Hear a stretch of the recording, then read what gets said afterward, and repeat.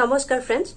বৰ্তমান সময়ত সংবাদ মাধ্যমত আলোড়িত এটি বিষয় বৰ্তমান সময়ত শিক্ষিত নিবনুৱা যুৱক যুৱতীৰ মাজত বহু চৰ্চিত এটা বিষয় আৰু সেই বিষয়টো কি জানিবলৈ হলে আমি আজি দুদিন পূৰ্বৰ এটা ভিডিও ক্লিপ চাই ল'ব লাগিব আৰু সেই ভিডিও ক্লিপটো চোৱাৰ পিছত আপোনালোকে নিজে অনুভৱ কৰিব পাৰিব যে আজি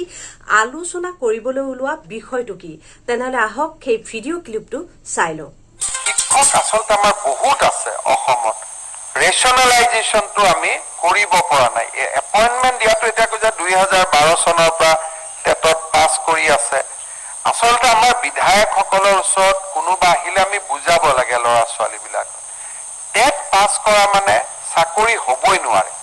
these are just the eligibility criteria আৰু আমি প্ৰত্যেকটো এডভাৰটাইজত লিখো যে টেট মানে চাকৰি নহয় আমাৰ উদ্দেশ্য হ'ল যাতে লৰাজনে বন্দী হৈ নাথাকে পালেতো ভাল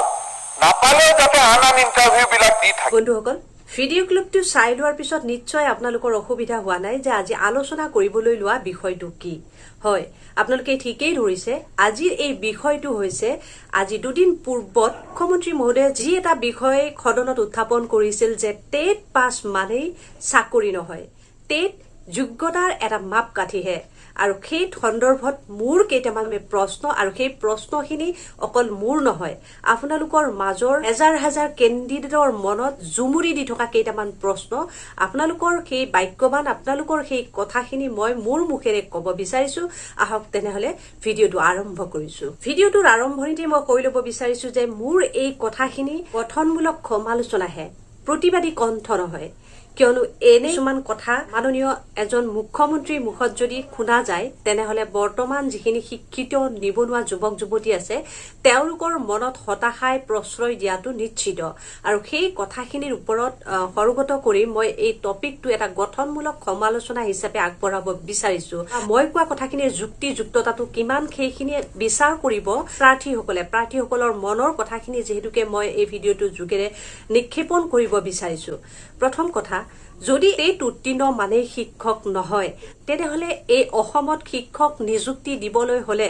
টেটৰ দৰে পৰীক্ষাত কিয় উত্তীৰ্ণ হ'ব লাগে বা টেটৰ দৰে এই কম্পিটিটিভ এক্সামটো কিয় পাতিছে যদিহে টেট পাছ মানে শিক্ষক নহয় প্ৰথম কথা টেট যদি যোগ্যতাৰ মাপকাঠি তেনেহলে টেট উত্তীৰ্ণ হৈ এগৰাকী প্ৰাৰ্থী যদি চাকৰিটোৱে নাপায় তেনেহলে সেই টেট পাছ কৰি বা টেট উত্তীৰ্ণ হৈ সেইগৰাকী প্ৰাৰ্থীয়ে যোগ্যতাৰ মাপকাঠিডাল লৈ কি কৰিব যোগ্যতাৰ মাপকাঠিৰে তেওঁৰ ভৱিষ্যত যদি উজ্জ্বলে নহয় তেনেহলে সেই যোগ্যতাৰ মাপকাঠিটো কেণ্ডিডেট গৰাকীৰ জীৱনত কি প্ৰভাৱ পেলাব তৃতীয় কথা তেখেতে কৈছিলে যে কেণ্ডিডেটসকলে টেট উত্তীৰ্ণ হলেও বহি থাকিব নালাগে চাকৰিটো পালেতো ভালেই যদি নাপায় বেলেগ বেলেগ ইণ্টাৰভিউ দিব লাগে পৰীক্ষা দিব লাগে তেনেকুৱা এটা কথা তেখেতে কোৱা আমি শুনিছিলো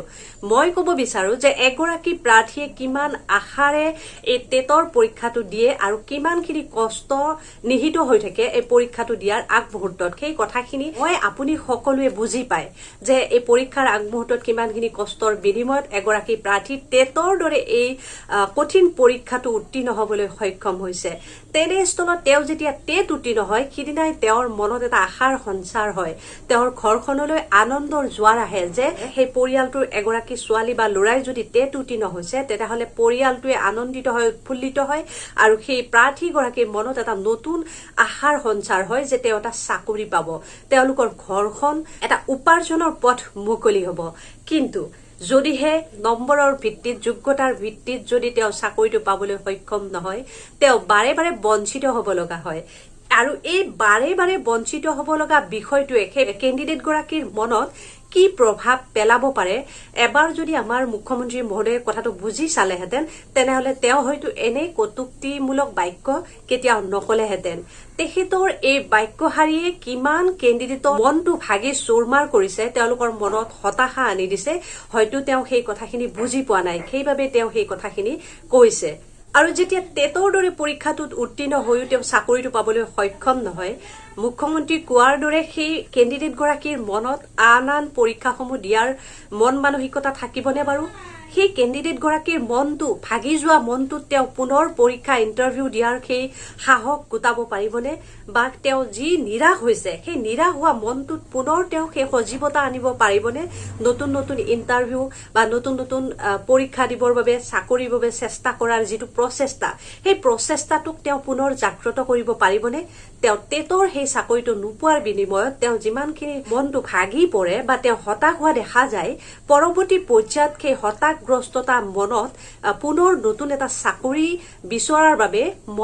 মনলৈ সেই সজীৱতা কেতিয়াও ঘূৰি নাহে সেই কথাটো আমাৰ মুখ্যমন্ত্ৰী মহোদয়ে বা শিক্ষামন্ত্ৰী বা শিক্ষা বিভাগে যদি এবাৰ কথাটো বুজি চায় সেই কেণ্ডিডেটসকলৰ মনৰ অৱস্থাটোৰ কথাটো তেনেহলে তেওঁলোকে যিসকলে টেট উত্তীৰ্ণ হৈ বঞ্চিত হৈ আছে তেওঁলোকৰ বাবে নিশ্চয় কিবা পদক্ষেপ লোৱাৰ বাবে বাধ্য হলহেঁতেন টেটৰ দৰে পৰীক্ষাটোত উত্তীৰ্ণ হৈও চাকৰি এটা নোপোৱাটো কিমান কষ্টকৰ কিমান বেদনাদায়ক সেই কথাটো নতুনকৈ কোৱাৰ প্ৰয়োজন নাই মই ভুক্তভোগী মই বঞ্চিত মোৰ লগত আৰু একাংশ বঞ্চিত যিমানখিনি প্ৰাৰ্থী আছে 2012 চনৰ পৰা 2019 পৰ্যন্ত বঞ্চিত কেণ্ডিডেটখিনি এনেকুৱা এটা ভাগি যোৱা মন লৈ তেওঁলোকে ঘূৰি ফুৰিছে সেই কথাটো পুনৰ দোহাৰি কোৱাৰ প্ৰয়োজন নাই কিন্তু এইখিনিতে মই কেইটামান প্ৰশ্ন কৰিব বিচাৰো আমাৰ শিক্ষা বিভাগ মুখ্যমন্ত্ৰী মহোদয়লৈ আপোনালোকে এই ভিডিঅটো পাৰিলে শ্বেয়াৰ কৰিব যাতে মোৰ এই কথাখিনি যাতে আপোনালোকৰ মনৰ কথা হিচাপে প্ৰকাশ পায় আৰু সেই কথাখিনি যাতে আমাৰ শিক্ষা বিভাগে পাবলৈ সক্ষম হয় কিয়নো মোৰ কণ্ঠৰ জৰিয়তে যদি আপোনালোকৰ কথাখিনি মই শ্বেয়াৰ কৰি বঞ্চিত সকলৰ যদি কিবা এটা ভাল হয় তেনেহলে আপোনালোকে এই শ্বেয়াৰটো নিশ্চয় কৰিব মই এইখিনিতে কেইটামান গুৰুত্বপূৰ্ণ প্ৰশ্ন উত্থাপন কৰিব বিচাৰিছো প্ৰথম কথা অসমত যেতিয়া টেটৰ দৰে এই পৰীক্ষাটো অনুষ্ঠিত কৰা হয় তেওঁলোকে এই পৰীক্ষাটো অনুষ্ঠিত কৰাৰ আগমুহূৰ্তত কেইটামান যদি নীতি নিয়ম বান্ধি পৰীক্ষাটো অনুষ্ঠিত কৰে মই ভাবো পৰৱৰ্তী পৰ্যায়ত শিক্ষিত যিখিনি নিবনুৱা যুৱক যুৱতী আছে তেওঁলোকৰ সেই মনত যি হতাশা বা নিৰাশা তেওঁলোকৰ মনত নিশ্চয় নাহিব আৰু উপযুক্তখিনিয়ে চাকৰিটো পাবলৈ সক্ষম হ'ব আৰু নোপোৱা সকলো বঞ্চিত নহয় আপোনালোকে যেতিয়া টেটৰ দৰে এই পৰীক্ষাটো অনুষ্ঠিত কৰিছিল যিহেতুকে নম্বৰৰ ভিত্তিত লিষ্ট বনোৱা হয় বা নম্বৰৰ ভিত্তিত কেণ্ডিডেটসকলক নিযুক্তি প্ৰদান কৰা হয় যিটো আবেদন প্ৰচেছ চলে টেট পৰীক্ষা দিয়াৰ আগমুহূৰ্তত আপোনালোকে যদি গাইডলাইন উলিয়াই দিয়ে যে এগৰাকী প্ৰাৰ্থীৰ যদি 60% বা 50% নাথাকে তেনেহলে সেই কেণ্ডিডেট গৰাকীয়ে টেটৰ পৰীক্ষা দিব নোৱাৰে আপোনালোকে এনেকুৱা নীতি নিয়ম বান্ধি দিয়ক তেতিয়া অন্তত কম নম্বৰ থকা প্ৰাৰ্থীসকলে পৰীক্ষাও দিব নোৱাৰে বা নিদিয়ে আৰু তেওঁলোকে উত্তীৰ্ণ হোৱাৰ প্ৰশ্নও নাহে আৰু উত্তীৰ্ণ যেতিয়া নহয় পৰীক্ষা যেতিয়া নিদিয়ে তেওঁলোকৰ মনটো নিশ্চয় ভাগি নাযায় তেওঁলোকে আন কামত মনোনিৱেশ কৰাৰ সাহস বা মনোবল সেইখিনি গোটাই তেওঁলোকে আন পথৰে আগবাঢ়ি যোৱাৰ চেষ্টা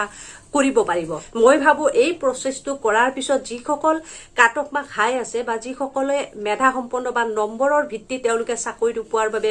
যোগ্য সেইসকলে নিশ্চয় পৰীক্ষাটো দিব আৰু তেওঁলোকে যদি টেটত উত্তীৰ্ণ হয় মই ভাবো সেই একাংশৰ ভিতৰতে চাকৰিটো পাবলৈ সক্ষম হ'ব আৰু তেতিয়া প্ৰতিযোগিতাও বেছি নহব অন্তত সেই কম নম্বৰ থকা প্ৰাৰ্থীসকলৰ মনটো ভাগি নাযাব বা তেওঁলোকে ইছামিছি সময় নষ্ট চেষ্টা আৰু আশা কৰাৰ পৰা অন্তত বিৰত থাকিব আৰু অন্য পথেৰে হলেও তেওঁলোকে জীৱনটো নকৈ সজোৱাৰ বাবে চেষ্টা চলাব কিছুমান প্ৰাৰ্থীৰ নম্বৰ একাডেমিকেলি কম থাকিব পাৰে কিন্তু তেওঁলোকৰ মেধা কোনো গুণে কম নহয় যদি তেওঁলোকৰ মেধা নাথাকিলহেঁতেন তেনেহলে তেওঁলোকে টেটৰ দৰে এই পৰীক্ষাত উত্তীৰ্ণ হবলৈ সক্ষম নহলহেঁতেন কিয়নো টেটৰ পৰীক্ষাটো সহজ পৰীক্ষা হিচাপে আপোনালোকে দিয়া নাই বা সহজ এখন প্ৰশ্ন কাকত আপোনালোকে প্ৰস্তুত কৰি উলিয়াই নিদিয়ে যিখন পেপাৰ আহে সেই পেপাৰখনতো কিছুমান জটিলতা থাকে আৰু সেই জটিলতাক নেওচি অশেষ কষ্ট কৰি পঢ়া শুনা কৰাৰ বাবদ কম নম্বৰ যদিও একাডেমিকেলি আছে তেওঁলোকে টেটৰ দৰে পৰীক্ষাত উত্তীৰ্ণ হবলৈ সক্ষম হৈছে তাৰ মানে তেওঁলোকে যোগ্য শিক্ষকৰ দৰে এটা চাকৰি পাবৰ বাবে তেওঁলোকে যোগ্য হৈ বিবেচিত হৈছে আৰু সেই যোগ্যতাত যদি তেওঁলোকৰ প্ৰশ্ন কৰা হয় যে টেটত পাছ কৰিলেও শিক্ষক হ'ব নোৱাৰে বা টেট পাছ মানে চাকৰি নহয় বা টেট এটা যোগ্যতাৰ মাপকাঠিহে এনেকুৱা যদি প্ৰশ্ন কৰা হয় আচলতে এই কেণ্ডিডেটসকলক এটা অপমানিত সূচক বাক্য বুলিহে মই ভাবিছো ইয়াতে এটা অতি ডাঙৰ কথা যে এনেই শিক্ষা দীক্ষা লৈ এটা চাকৰি নোপোৱা আৰু এই পৰীক্ষাত কম্পিটিটিভ এক্সামবোৰত উত্তীৰ্ণ হৈও বহুত হেপাহেৰে ৰৈ থাকি এটা চাকৰি নোপোৱাৰ মাজত পাৰ্থক্যটো কি সেই কথাটো আপোনালোক সকলোৱে বুজি চাব আৰু এনে বনোৱা হৈ থকা আৰু টেটত উত্তীৰ্ণ হয় বা এটা কম্পিটিটিভ এক্সামত উত্তীৰ্ণ হৈ নিবনুৱা হৈ থকাৰ মাজত পাৰ্থক্যটো আপোনালোকে নিশ্চয় বুজি চাব। এতিয়া যিটো দেখা গৈছে এই টেটৰ দৰে পৰীক্ষাটো পাতি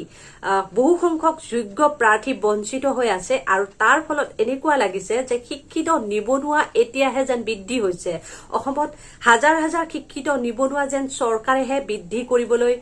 চেষ্টা কৰি আছে, আমি সেইটো অনুভৱ কৰিছো। ইয়াৰ লগতে আৰু এটা গুৰুত্বপূৰ্ণ কথা যে অসমখনত যদি নিবনুৱাৰ সংখ্যা কমাব বিচাৰিছে বা আমাৰ শিক্ষিত নিবনুৱাক যদি চাকৰি বা সংস্থাপন দিব বিচাৰিছে, তেনেহলে তেওঁলোকে কিছুমান প্ৰচেছ দেখাত সৰু সৰু যেন লগা এই সৰু সৰু কথাবোৰে যদি তেওঁলোকে গুৰুত্ব সহকাৰে ভাবি পদক্ষেপ লয়, যেনে ধৰক আমাৰ শিক্ষিত নিবনুৱা যুৱক যুৱতী যিমান আছে, যিহেতুকে আজিকালি চাকৰিবিলাক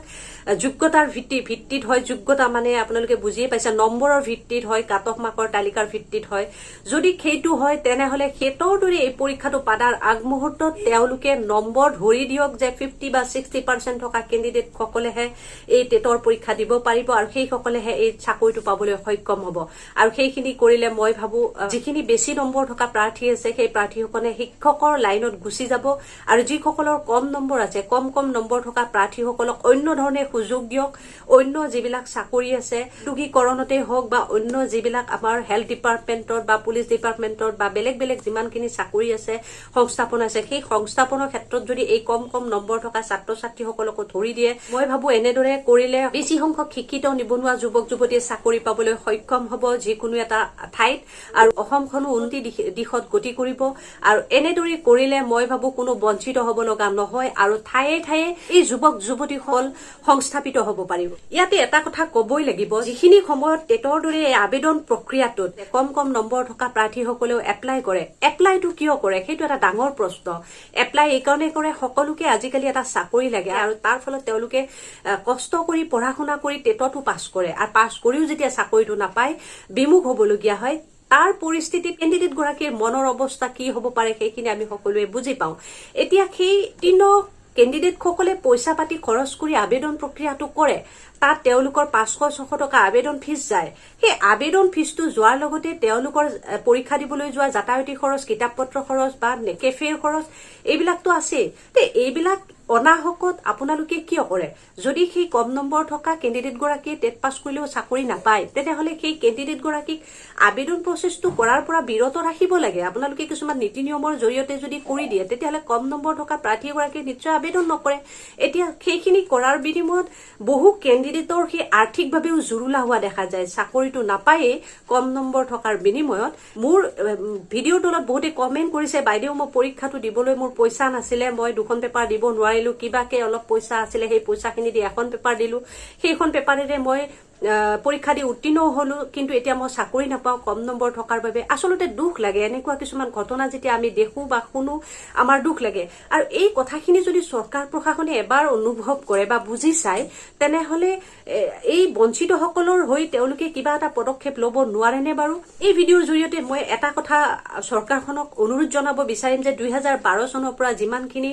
বঞ্চিত কেণ্ডিডেট আছে, 12 চনত 19 চনত এই বঞ্চিত কেণ্ডিডেট সকল যিহেতুকে টেট উত্তীৰ্ণ হৈছে, কম নম্বৰ তেওঁলোকৰ একাডেমিকেলি থাকিব পাৰে, কিন্তু মেধা সম্পন্ন তেওঁলোকো হয়। তেওঁলোক কোনো গুণে এগৰাকী শিক্ষক হ'ব পৰা গুণ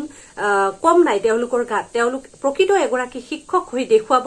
আপোনাক মই কথা দিলো, শিক্ষা বিভাগ, শিক্ষামন্ত্ৰী মহোদয়, মুখ্যমন্ত্ৰী মহোদয়, এই ভিডিঅ'ৰ জৰিয়তে মই এইখিনি কথা দিব পাৰো আপোনালোকক যে টেট উত্তীৰ্ণ যিমানখিনি কেণ্ডিডেট আছে সকলোৰে শিক্ষক হোৱাৰ গুণ আছে, সেইবাবে তেওঁলোকে টেট উত্তীৰ্ণ হৈছে। এই সকল কেণ্ডিডেটক যদি আপোনালোকে বেলেগ কিবা আঁচনিৰ জৰিয়তে হলেও শিক্ষকৰ এই পদত মকৰল কৰি তেওঁলোকৰ জীৱিকা এটা কৰি দিয়ে, আগুৱাই যোৱাৰ বাট দেখুৱাই বা তেওঁলোকৰ পৰিয়ালত এটা পোহৰ আনি দিয়াৰ ব্যৱস্থা কৰে, মই ভাবো বহুখিনি কেণ্ডিডেট উপকৃত হ'ব পাৰিব। কিয়নো কি শিক্ষক এনেও প্ৰয়োজন। পৰ্যায়ত চৰকাৰে যদি টেট নাপাতি টেট উত্তীৰ্ণ থকা কেণ্ডিডেটৰ ভিতৰতে যদি কিবা আঁচনিৰ জৰিয়তে হলেও তেওঁলোকক নিযুক্তি প্ৰদান কৰে, মই ভাবো এইটো চৰকাৰখনৰ এটা মহানুভৱতা হ'ব আৰু সেই বহু কেণ্ডিডেটৰ জীৱন ধ্বংস হোৱাৰ পৰা বাচি যাব। যিসকলৰ বয়স ইতিমধ্যে উকলি গ'ল, তেওঁলোকে বহু কষ্ট কৰি বৃত্তিগত অৰ্হতা সম্পন্ন কৰিছে, বহু কষ্ট কৰি টেটত উত্তীৰ্ণ হৈছে, তেওঁলোকক যদি নিযুক্তিৰ এটা ব্যৱস্থা কৰি দিয়ে, মই এই ভিডিঅ'ৰ জৰিয়তে শিক্ষা বিভাগক, শিক্ষামন্ত্ৰী মহোদয়ক, মুখ্যমন্ত্ৰী মহোদয়ক অনুৰোধ জনাব বিচাৰিম, এই বঞ্চিত কেণ্ডিডেটসকলৰ জীৱন আপোনালোকে বচাওক।